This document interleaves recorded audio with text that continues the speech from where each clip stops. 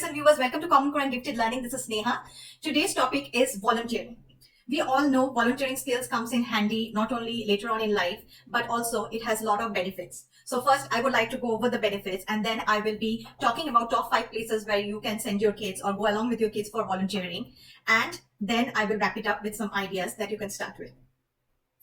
The first thing that volunteering teaches us is obviously appreciation of what we have versus what we do not have or we always long for or run after. Secondly, it changes our world's perspective. Instead of just know your own bubble, we tend to be more comfortable knowing other people's world's view, and it changes our whole perspective about how world is. Third, it improves and develops our social skills, as well as also helps us physically to an extent. Fourth will be it develops a sense of gratitude.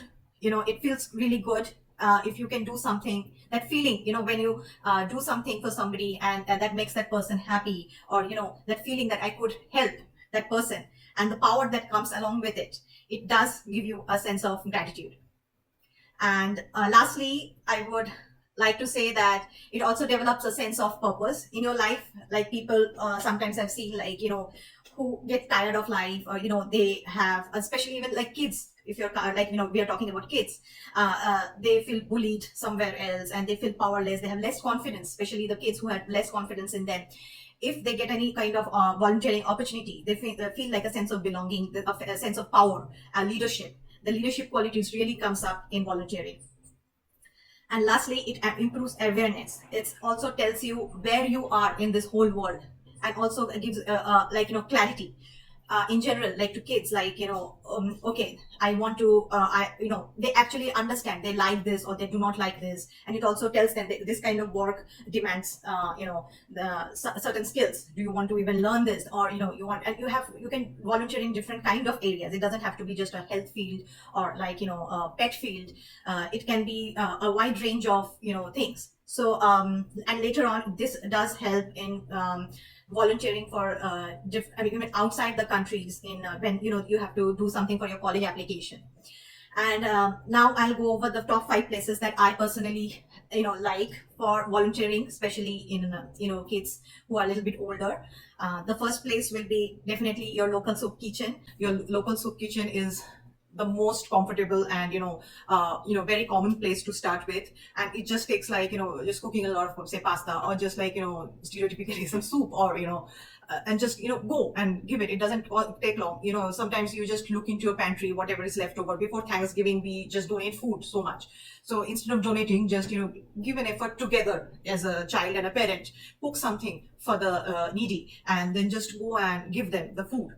The joy of feeding people and looking and that when they say that thank you, just looking at them, it's a totally different kind of feeling which cannot be expressed in words. So I would really recommend you to start early at say age of 10 or 9, because that 9 and 10 age is a very impressionable age. Whatever you're going to do at this age is going to stay with them for longer, and that actually initiates or steer their thoughts of how they take things in life and their approach towards life.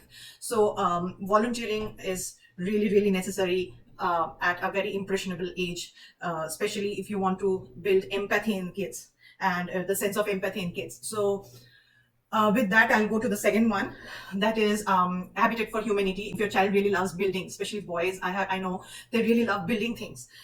It's just rather than building Legos, just take them to the Habitat of Humanity. They can build something for the homeless, and that will be a great experience for both of you.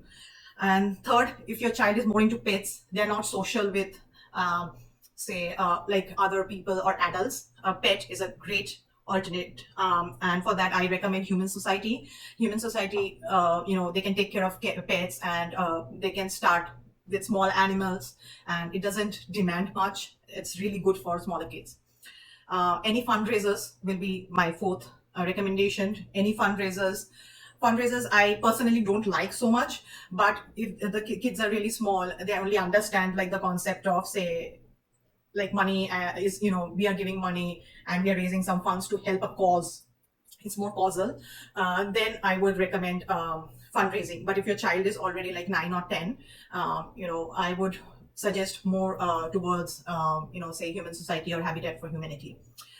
Fifth will be Salvation Army, and that starts, of course, with donating your old toys or clothes every year, certain amount of, and this not only teaches you how to let go, but also, the feeling of, helping another child or helping another adult. So again, that appreciation and gratitude, sense of gratitude and appreciation comes in. Then my next recommendation will be assisted living. It's a little bit for older kids, just simple like drawing together with an old age person, or visiting during the like festival times. A simple Sunday together is just enough. They have all the time in the world, and the kids love, for some reason I've always seen that, like, the old age people and the kids, they get along pretty, and they have a lot of more patience with each other, and they get along. Like, personally, like, my child is really liked by all the old age people around my community. They like chatterboxes. Like, I've seen like some old people really likes small kids who are because they probably miss their own grandchildren. I don't know the reason exactly. Yes, there are some who doesn't like to be disturbed, but you can always, like, pick and choose. Like, if somebody is in the need of any kind of social and emotional relationship with a child, then you can volunteer in the assisted living as well. Next will be Generation On. Generation On, if you look up in Google, it's a really good site which tells you what are the opportunities you have around you, and you can just pick and choose from there. It's like a wide buffet of opportunities. So other than that, I would also like to add that if your child is small and you don't have time, that's like the most common situation we face nowadays as parents. Start small, and you don't have to just go somewhere or sign up for something like regularly.